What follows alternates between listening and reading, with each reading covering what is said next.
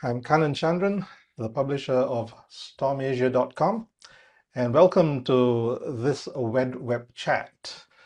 The WED Web Chat series have been discussing current trends and events that have been taking place in Asia and beyond, and we bring together different panelists with their perspectives on whatever is being discussed, and sharing that with audiences who are maybe interested in that particular topic or just curious to find out more.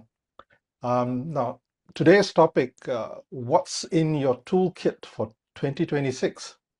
It aims to understand how you could prepare yourself for this year. Now, after the fireworks to usher in the new year, we had more fiery activity in Venezuela. And after a tumultuous 2025, could we be heading to the more exciting part of the roller coaster ride this year? Who knows? But perhaps some of the panelists or all of the panelists would have a perspective which might be useful in helping you figure things out as well. So to discuss today's topic, I have a very eclectic group of panelists, all very knowledgeable in their respective areas, and I'm sure you'll be able to get a lot of information from them. We have Srividya Jandhyala, a professor of management at ESSEC Business School, where she teaches courses on strategy, international business, and geopolitics in the undergraduate, graduate, and executive programs. Her research focuses on global strategy, geopolitics, and international business. And she is the author of The Great Disruption: How Geopolitics is Changing Companies, Managers, and Work. A very timely publication given the times we're in. We've got Chong Seng, who collects art around the world and is a co-founder of the Culture Story and Family Office for Art. Chong's a Colombo Plan scholar. He worked in the Economic Development Board in the mid-1970s before becoming a stockbroker and fund manager. He was also involved in the education and media industry as a textbook and magazine publisher. He's an active angel investor in Singapore and China. Candi Kum is the Chief Operating Officer APAC at Abel Richard, where he leads regional strategy, operations, and market expansion for the emerging ultra-luxury maison. Abel Richard is a new brand which has just been launched.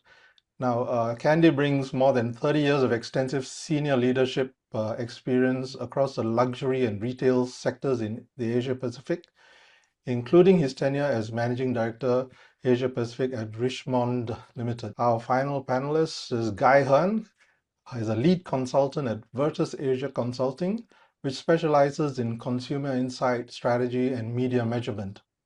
His expertise lies in creating order from chaos in a rapidly changing world. He's got his work cut out now. Prior to this, Guy worked at Heineken and Omnicom Media Group. Welcome everybody to today's WED Web Chat. What's in your toolkit for 2026? Let me start by dealing with the elephant in the room based on what's taken place recently in South America. What's going to happen now? Does that change your take on how you are anticipating 2026? Srividya, maybe we can start with you since you've written the book on it. How do you see the current geopolitics impacting the way people and businesses operate? Thanks, Karan. Thanks for having me on the show, and I'm excited to share some views. We started off with a bang, for sure. I think 2025 already saw major changes, and more are probably on the horizon. From my perspective, global companies need to have a clear toolkit for understanding the environment and plans for adapting to a completely changing business environment. Now, why do I say that?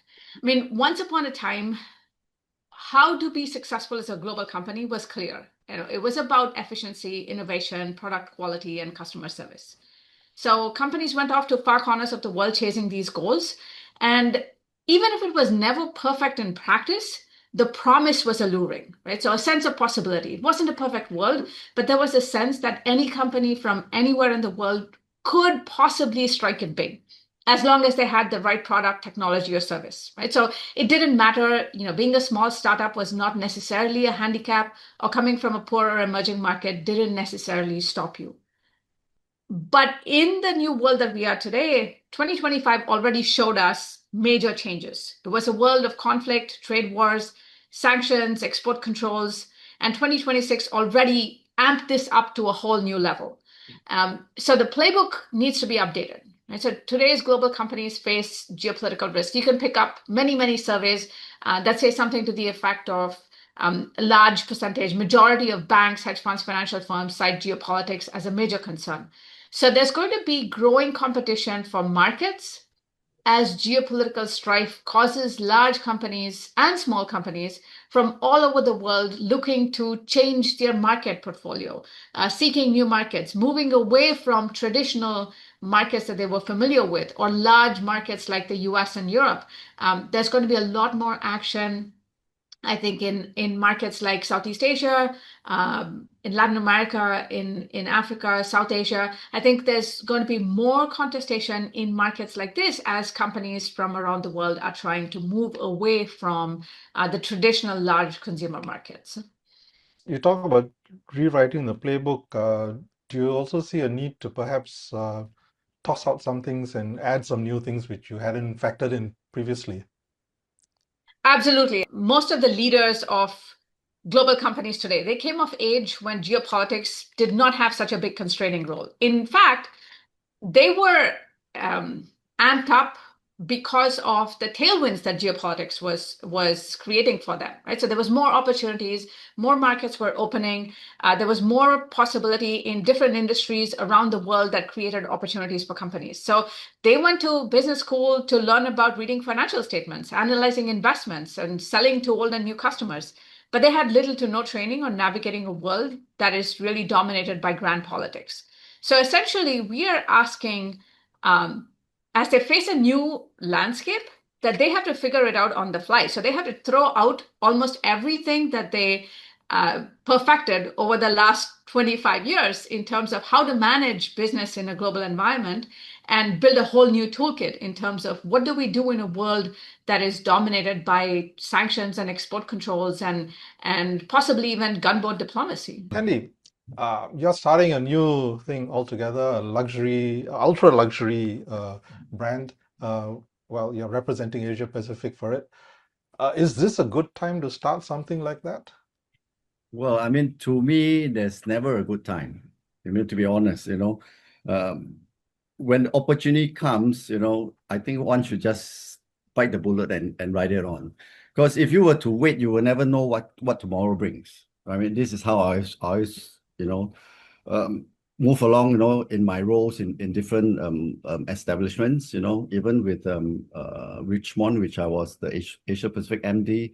They were always wondering, was it a good time, to start building their brands inwards into China? When talking about maybe a good 20 years ago, I told her, I said, well, you cannot wait for the brand to be known before you go in. You should go in and build your brand.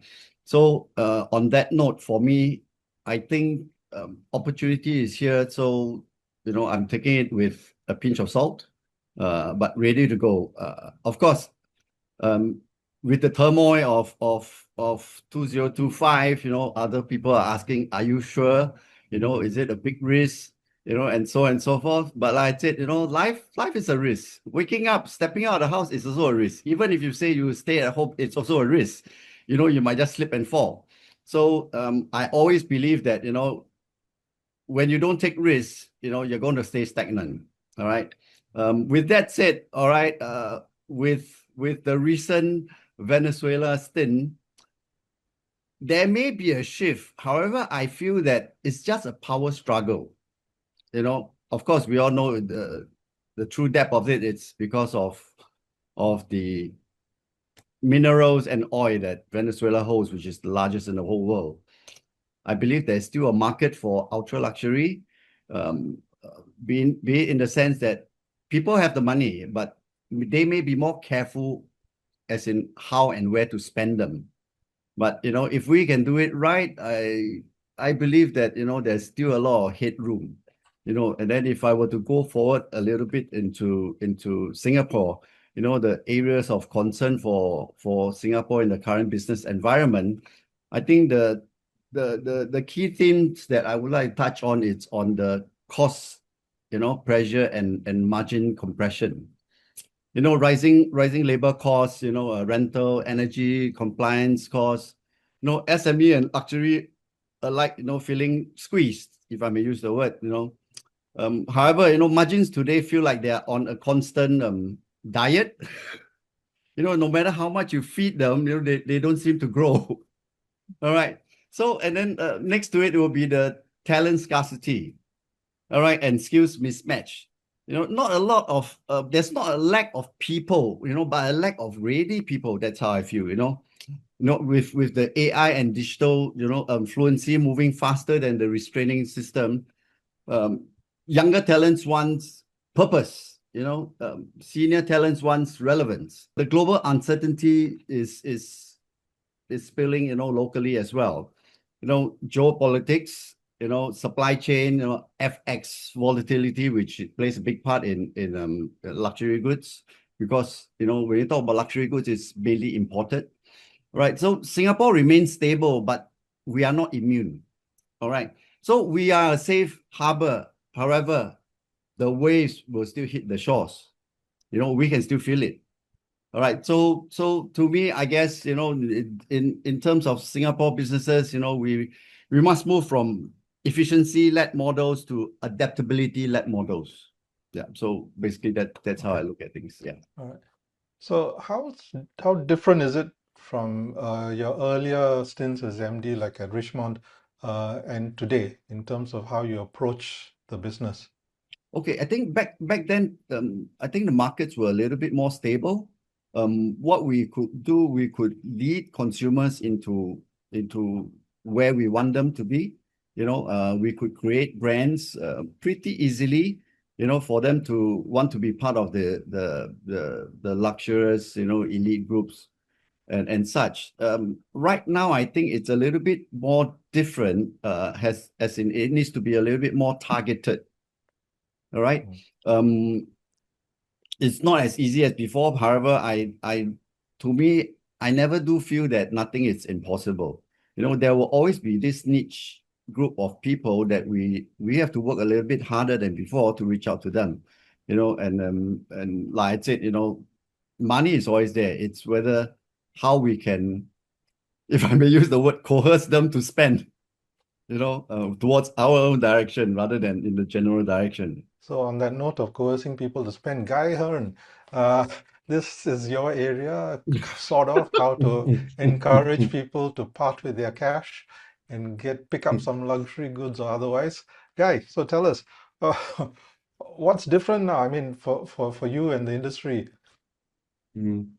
So I think instability tends to affect consumer confidence, right? And it tends to affect the way the people prioritize certain decisions that they make, and what they prioritize over, the spending categories they prioritize. But it also affects, brand marketers' ability to invest in those areas as well. So the paradigm by which you understand your consumer behavior and the customer journeys will start to change a little bit. And the second thing is about attention, right? So I think we all know in the world at the moment there's something like 84 years worth of YouTube content uploaded every day, right? So enough to watch for 84 years, it's uploaded every day. So content is infinite pretty much, but attention is not, right? We've still got whatever 16, 17, 18 hours a day that we can pay attention. So the question for marketers becomes, why should you pay attention to me versus all the other content options that you have that you can possibly be exposed to? And that content is growing all of the time. Now, academic studies have shown that if you don't pay attention for more than 2 seconds, you're not going to remember everything. So it becomes, how do you pay attention for 2 seconds? And in an uncertain world, people tend to change their attention economy behavior as well, right? Some of us will doom scroll from dawn to dusk.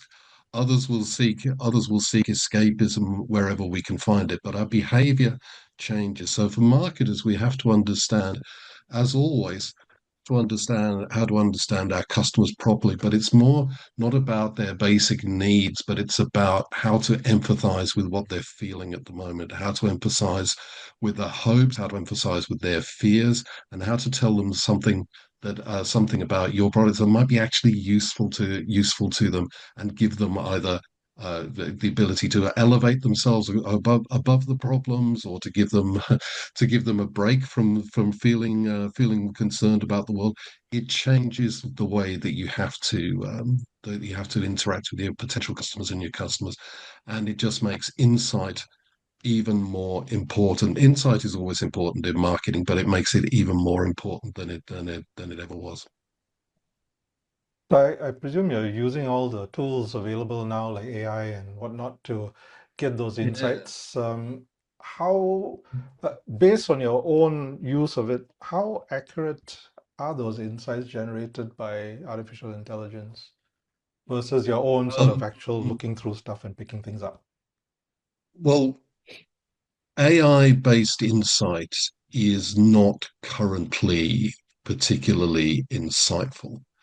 If there's a category you don't understand at all that you're newly entering, then it can tell you some basic dynamics of the market. Right, I'm doing some work in launching a brand in the Middle East at the moment, and I'm not a Middle East expert, right? And neither do I speak Arabic. So it's helpful. It's helpful for me in some ways in understanding some of the basic frameworks and of which the market works, but it doesn't give me anything that I can base a campaign or a communications message on. What will be the changer, though, and you'll expect to see more of this in 26, is the change from SEO, which some of our viewers might understand means search engine optimization, through to GEO, which is generative engine optimization. And that means, how do you get either AI agents, such as shopping bots on Amazon or Walmart, etc., or general search through Gemini or Chat GPT or whichever of the platforms you may be using. If I say, where's the best place to go on holiday? How do I get it to say Singapore? And the whole methodology behind generative engine optimization is a really quickly emerging discipline. It seems to be important to have a lot of community advocacy for your brand, your product, or your service. But this is a rapidly evolving discipline, and expect there to be a huge amount of focus on GEO over the course of the year. You may not yet ask it what's the best shampoo, but people are using it for more informational based queries around automotive, around travel, probably maybe even about luxury, right? And so it is important to understand what will an AI recommend or mention positively your brand, and that's gonna be huge this year. Chong, you've been in EDB and been through a lot of building of the country and its businesses. How do you see what's taking place now in relation to what you've experienced in the past? If we talk about startups, Singapore is actually a startup, but it's done brilliantly as a startup. You know, our when we became independent in 1965, our GDP per capita was something like $500 USD, and after 60 years, last year, it was more like 90,000. So it's grown by 180 times. Can you imagine?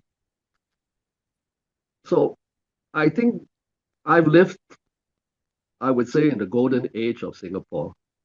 Now, how long this golden age will continue going into the next 60 years, I really don't know, because in the age of AI, external volatility, uncertainties, how will Singapore navigate its economy, its social cohesion, and its development, you know. So for me, I think it's getting more and more apparent that we are living in at a time when the cost of living is at the highest, you know. And how long can this be sustained? I really don't know. Of course, there are many older Singaporeans who are doing what I would say is the JB arbitrage. You know, they will sell their house in Singapore or even rent their apartment in Singapore and then go over to JB and have a very good life in a rented apartment with spare change, you know, to run around. But unfortunately, I think our younger Singaporeans, they can't really do that because of schooling and, you know, children and so on. So I think it's going to be increasingly tough, you know, for the future generation of Singaporeans. Whether, in fact, we can further develop, you know, along the lines of what we have been able to achieve over the next, even say 10 years, I think it's you know, it's a big question mark. But I'm hopeful. I'm hopeful. I think sometimes being a safe haven in a bad neighborhood has its advantages. I'm sure it does, and Singapore has managed to benefit from a lot of misfortune that takes place in the region as well. And in that safe haven allows people to put their money here and operate here. Your investment in the art space, how do you see that as a safe haven for yourself, or is that an extremely volatile position to be in for you? Well, I wouldn't say that art is a safe haven. It's a passion investment, you know. So I would not recommend people looking at a safe haven kind of investment by buying art. You know, I think if you do make a lot of money from art, it's almost like winning a lottery, right? But having said that, I think there's so much money that is made from, you know, AI and crypto and what have you, that some of this money have gone into art, but at the very high end, which you're talking about, you know, 10 million, 20 million, 50 million type investments. And I think, of course, not many people can afford that.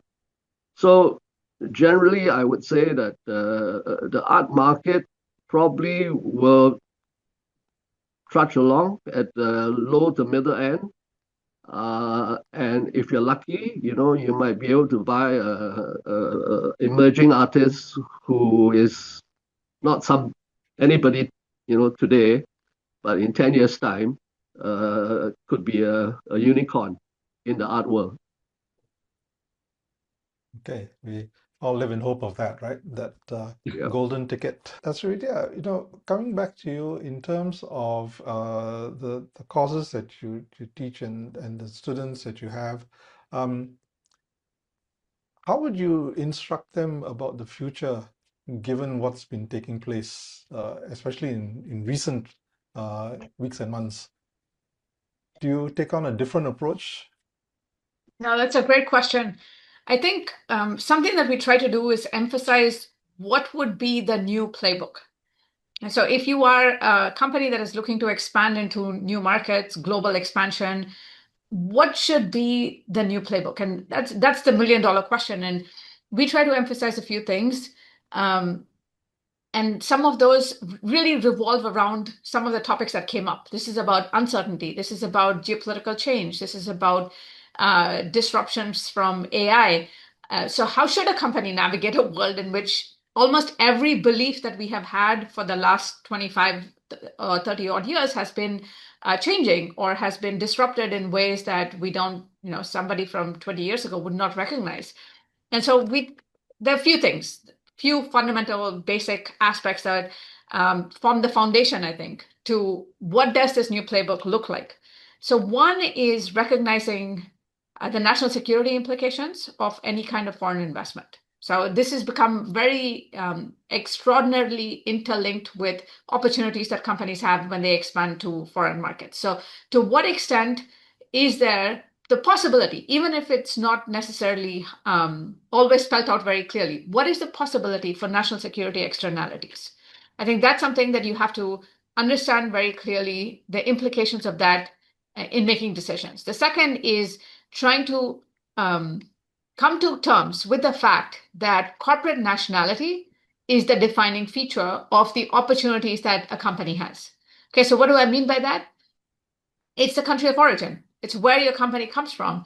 You're inexplicably tied to your origin story, right? So that creates opportunities, that creates challenges. Now, if you take the most recent example, oil companies in Venezuela. Now, if you are American oil company, the extent of opportunity or the risk set that you face is completely different from if you are, let's say, an oil company from China or some other part of the world. So this corporate nationality is essentially the defining feature in the new world. So companies have to recognize this and then form strategies around this fact. How do I navigate a world? How do I choose where corporate nationality is a strength? How do I choose markets where I will have an advantage based on corporate nationality? Or how do I manage my corporate nationality, perception of corporate nationality? That's, I think, in some ways, the managerial challenge.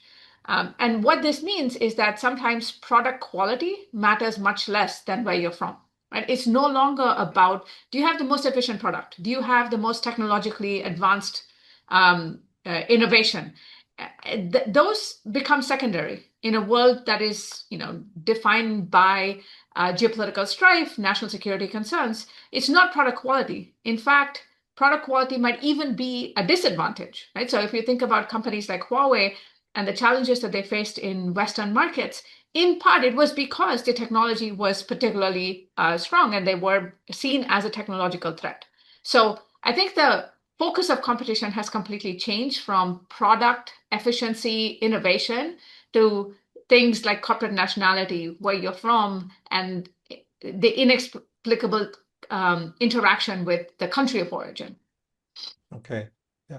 So based on what's been going on for a while, it was all about globalization, right? Companies were urged to go out there, but now it seems to be ducking into sort of a tribal sort of approach. Your own little community, insular perspectives seem to be shaping how we conduct business. Do the other panelists also feel that is taking place, and how would you then approach that issue? I think this point about corporate nationality is very very appropriate for Singapore, because I think we are one of the beneficiaries of the trade wars between China and the US. So a lot of the Chinese companies are now relocating to Singapore and to have an address that is Singapore based and not Chinese based. I think a good example is an AI company. I think it's only three years old. It was founded by Chinese in China, and it was recently bought by I think Meta for $2 billion. This company is called Menace. And what this company did was they basically moved the HQ to Singapore. They reduced the headcount in China by something like 60-70%, re-employed a lot of Singaporeans, So overnight, the nationality of this company became Singaporean. And because of that, they were able to do the deal with Meta, you know? So I think there's going to be a lot of this happening going forward, especially with Chinese companies who, unless they are dress up, you know, in some other corporate form or nationality, will have a hard time going into the US. One of my clients is Netflix, which obviously is a global platform, but the content that people view in the various markets of Southeast Asia is very different from market to market, and it's very different from what is viewed globally. So, look, there are certain huge global titles that do well everywhere, but mostly on a day-to-day basis, if you're looking at the data from the Philippines or from Malaysia or from Singapore, it will be either regional content or local content that people really want to consume. Now, what will be interesting is whether the platforms that they're viewing things like this on also start to localize, because we're in a world where the big social platforms, big streaming platforms, big music platforms are all a fairly small number of global players. But if that also starts to localize, that'll be interesting. We can see this already in Indonesia with a platform such as Video, which has a huge number of subscribers showing a range of content from Premier League football onwards via streaming platforms. It's a very local platform. Now, I don't know how many users it has, because these things don't get released to into the public domain. But I can tell from their marketing activity that they have a considerable amount of money behind them. So content local, but if platforms become localized as well, then that trend sort of away from globalization we've been talking to, I think, will become exacerbated, and would expect to see some of that in the next couple of years. Now, maybe it's easier to get scale in Indonesia than it is in Singapore, right? But nonetheless, you will see. I expect to see some of that happening. There are a lot of news that are being, how should I say, censored, from going across certain countries, so that the countries will only feed them what they want them to hear. But then with social media, I think the reach is a little bit wider. You don't have to go to the mainstream media in order to be in the know, to be told, to find out some actual truth on what's actually happening. So in that sense, I think it's a paradox. All depends on how we manage it, in our space where we are. And I think Singapore, like what I said earlier, we are a safe harbor. However, we can still feel the waves, when it comes. What are your main concerns, or what is your sort of single main concern about doing business in 2026, Candi? I think to me, it would be more so of the difference in generations and how they prepare for the future.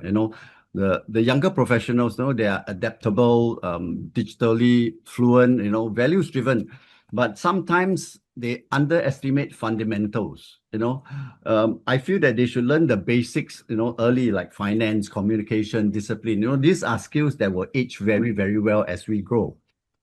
For the mid-year professionals, I mean, this group faces the most pressure. Why? Because they have to reinvent themselves without starting over. And reinvention, used to be dramatic, but now it's more like maintenance, or like, kind of like updating your software. All right. For the senior professionals, experience is an advantage, which sadly, in the working world these days, people tend to not look at the seniors, who have so much more to contribute, because experience is an advantage. And not only if it's paired with relevance, the shift from being an expert in the room to being an anchor in the room could be well thought of. So curiosity, emotional intelligence, and adaptability will matter more than the title. So this is how I look at it. Like, for example, my boutique is going to open hopefully by the end of this month in MBS. And And you'll be surprised. The average age of my staff is about 45. You know, rather than a lot of people think, oh, ultra high luxury, you know, you need young, sweet young things and then to sell. I said, no. So what I need is their experience, you know, on how to handle customers, you know, how to treat them like royalty and stuff. And these are the things which I feel that the younger generation may not have it in them, you know, to deliver the kind of service that we would want to give. There's a gap between senior decision makers and more junior people who may be very smart but are not yet experienced, and that there's a gap in the middle, and that means that's for a consultant, that's actually quite a good thing, because people tend to want to hire people like me to try to fill some of that gap. I think the concerns are too much hollowing out of talent via people thinking that AI, by which they don't even mean general AI, but just large language models, can do some, I don't want to say low level, but some process tasks much easier. That's already happening. We can already see that. So I think job loss through that is a concern. Hollowing out of talent is a concern, and budgets available for marketing becoming a little bit more fragile because, as I say, times of uncertainty, brands and services tend to start to think that maybe their marketing budget isn't the biggest priority that they have. That's usually not a good decision long term, but it may be a sensible decision short term. And so you can understand that. So I think, yeah, uncertainty, budgets, and the hollowing out of talent for me. Chong, you're an investor as well, right? So what are the areas that you're looking at, and what is a concern that you have for doing business in 2026? I think general concerns would be, of course, the high cost of running operations. And as an angel investor, I think the challenge is, you know, how do you make money out of these angel investing? Because until recently, you know, the exit for these type of investments, especially through IPO channels and all that, is really quite dead. You know, I mean, our stock market was until recently in deep slumber. You know, there was nothing happening for, I would say, 7-8 years. I hope that, you know, with this new government initiative, what they call the Equity Development Program, that would give the local stock market a boost, because a lot of the challenges for angel investors, and I still have a few investments which are private companies, the chances of them going forward is to raise more money, because most of them are still not in the black. And at this time, you know, not many new investors, especially private equity types or VCs, are interested. You know, so capital is drying up, and unless we see a exit possibility, nobody is going to step in, you know, to help these companies. And very often, actually, you know, if a company has survived for more than 5-6 years, there's a good chance with the right capital injection and, you know, pivoting and what have you, they might make it. But how to bridge this gap is a real challenge now. Okay.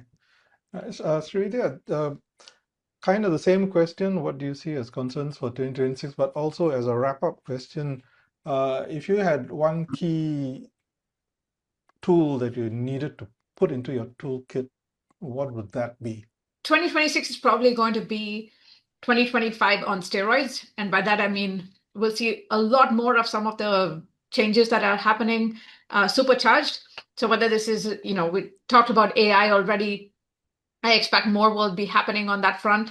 I think we'll see more of geopolitical conflict or contestation that is happening. So all of this means companies are going to be reacting a lot to stuff that is being thrown at them, right? So this is And this is mostly going to be ad hoc and knee-jerk reactions because nobody has a template. Nobody has a clear playbook. Nobody has, here are the 5 steps to deal with, something that is completely changing the fundamental assumptions that you had about how to do business. And so there's going to be a lot of managerial attention that is going to be diverted to dealing with things that come up, ad hoc reactions.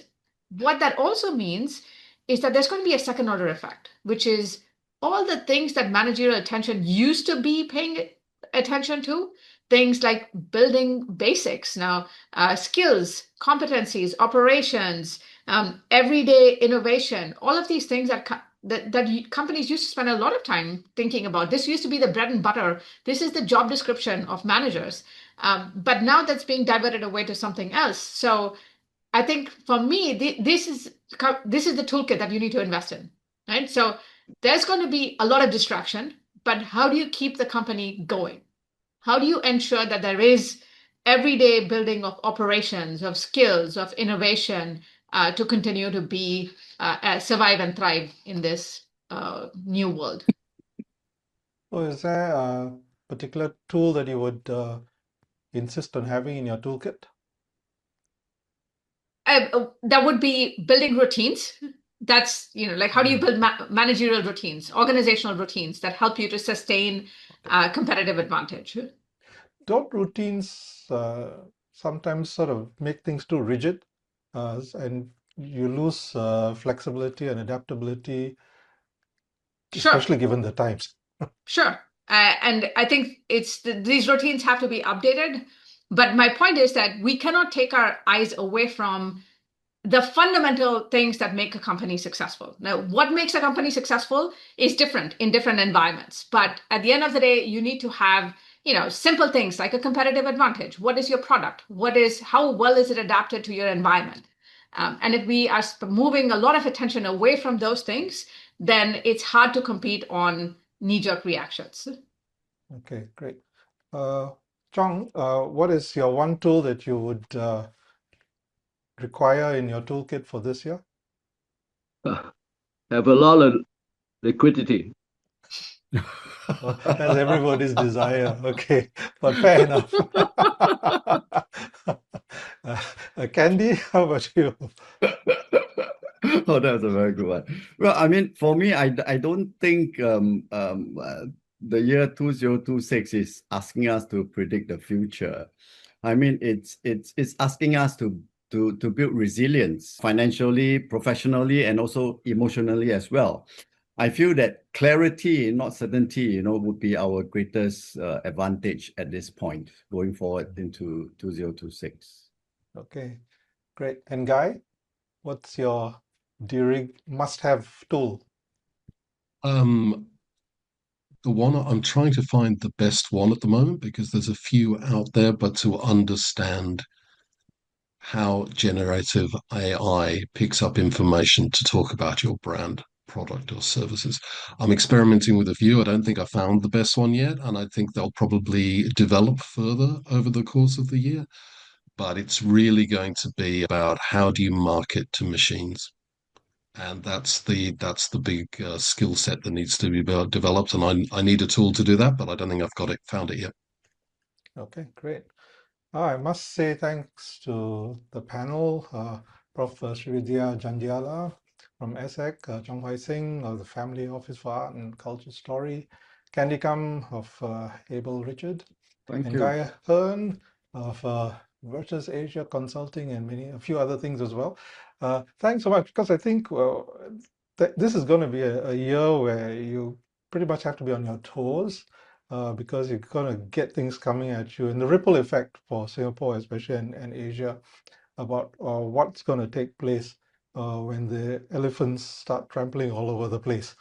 It's going to be challenging, but meanwhile, we still have to keep on going, right? So as we do that, it's good to be mindful of the fact that you have to start figuring out machines and trying to get the machines to help you a bit more. And not get too smart for you.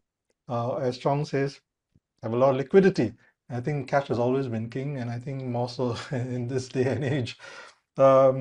and also to appreciate that where your company originates will have some impact down the line as well. Lots of things have been raised. Wonderful to hear the different perspectives. I hope 2026 is a much more predictable and pleasant journey as it unfolds down the line.